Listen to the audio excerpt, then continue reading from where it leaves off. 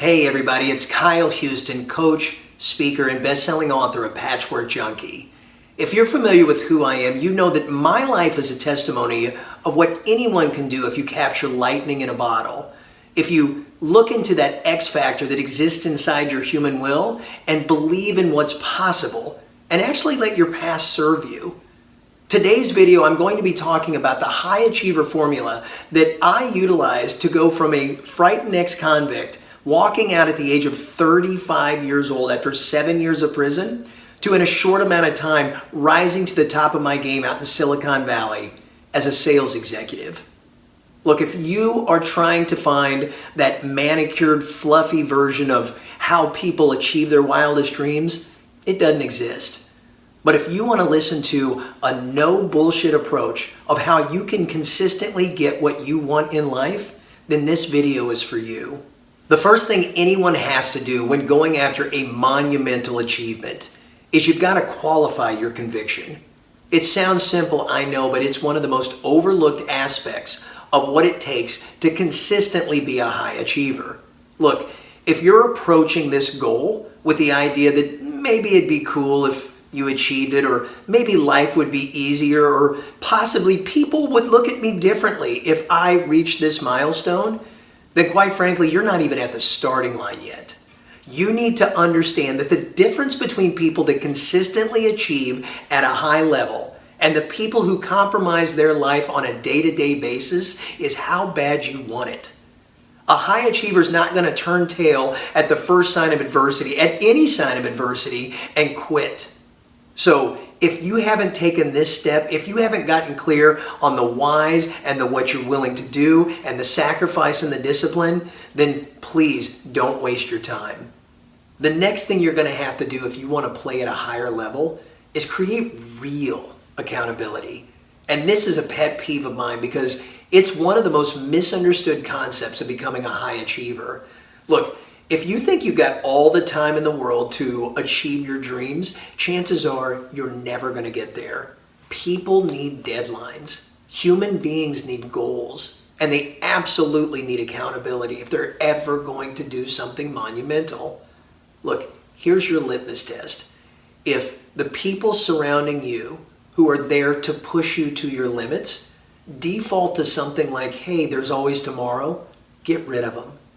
If you go to them and you say, I could have done better, and they say something to the effect of, hey, don't be so hard on yourself, then you gotta know you don't have the people in your life that are gonna show you what you're made of. Look, I don't advocate that we all beat ourselves up, and I completely understand that there's a time to be kind to yourself, but success doesn't care about your feelings. Success doesn't care that you just lost 4 months worth of work because your computer crashed. Success doesn't care that you've got an MBA from Stanford and yet you still have to apply for intern jobs. In all of my trials and tribulations, the one conclusion that I've come up with is that it is not life's responsibility to help us with our dreams. It's life's responsibility to ask you, how bad do you want it? This next technique to becoming a high achiever is one that I personally used time and time again to pull myself up out of insurmountable odds. It's what I call accessing the present value of future emotions. And look, I realize that's a mouthful, and I'm not going to be able to do it justice in a couple-minute video, but simply put, it is the useful and critical byproduct of creating the future emotion within your body. Now, bear with me just a second. Try to imagine some monumental achievement that you've made in your life. Remember what that felt like. Remember the emotional state. Remember the passion and the fervor and the flow and the personal power and your willingness to get up and do more. Just remember all of that happened when you achieved this seemingly impossible accomplishment. Now, what I'm talking about doing is taking a goal, stepping into the future, visualizing everything, but then getting into that same emotional state and pulling it into the present.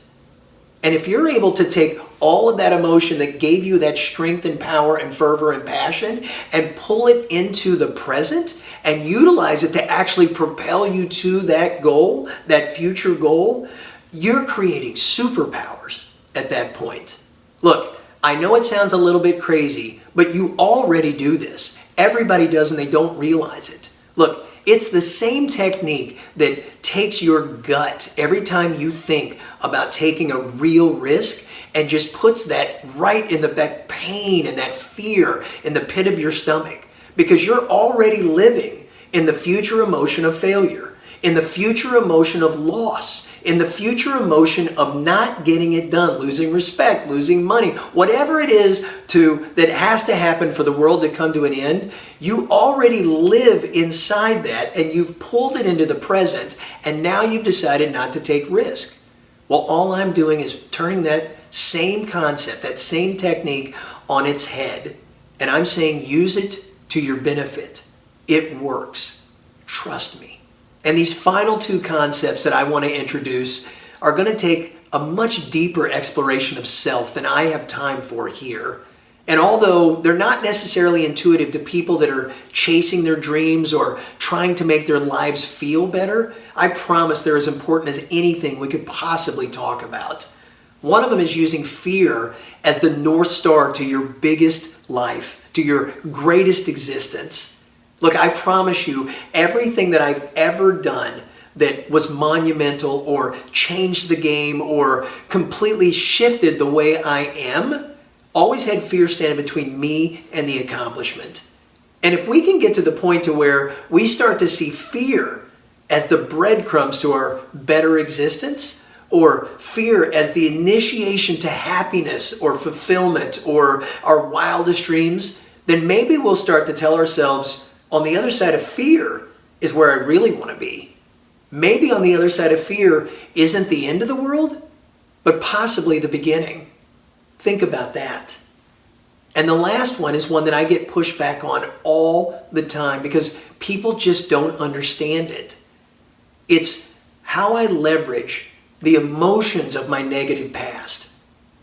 Now, bear with me a second, because I'm going to tell you that guilt and shame and insecurity and doubt have absolutely been the greatest tools that I've ever used to create wealth and success in my life. And I get so sick of hearing gurus and motivational speakers and all of these coaches tell you that those emotions hold absolutely no value because they couldn't be more wrong. Now, I'm not suggesting that we use those to paralyze us or we beat ourselves up to the point to where we always feel bad. What I'm saying is that if you can harness those negative emotions to ensure that you always are driven to do more and better, then you are creating a superpower. You are literally taking gasoline and throwing it on the fire. I love talking about this. It gets my blood pumping. And look, I couldn't be more excited because I've devised an entire system of what it consistently takes to perform at a high level. And I'm going to be talking about these concepts and much, much more at my free masterclass on December 17th called 5 Steps to Getting Epic Shit Done Always. I want to be very clear. I am not some guy who literally just sat in his grandma's basement reading up on the habits of the most effective people in the world. I am not some fraud who's reading the manual and just came up with some new techniques that he wants to try out on some guinea pigs. I am a man who understands what it takes to play at the highest level.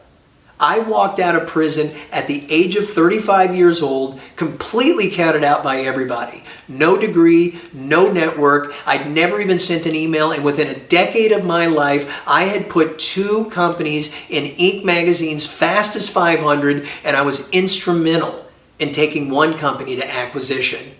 Again, I understand grit. I understand survival. I understand what it takes to outperform everybody in your environment because that's what it takes to survive. So if any of that sounds interesting to you, you've got to be at this event. If 2020 was the least productive and the slowest year of your life, then there's no way you can miss out on this. Look, click the link below. December 17th is literally right around the corner, so don't waste time.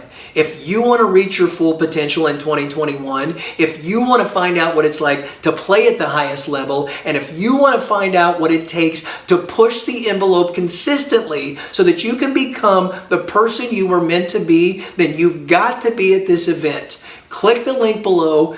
Spaces are limited, and I hope to see you there.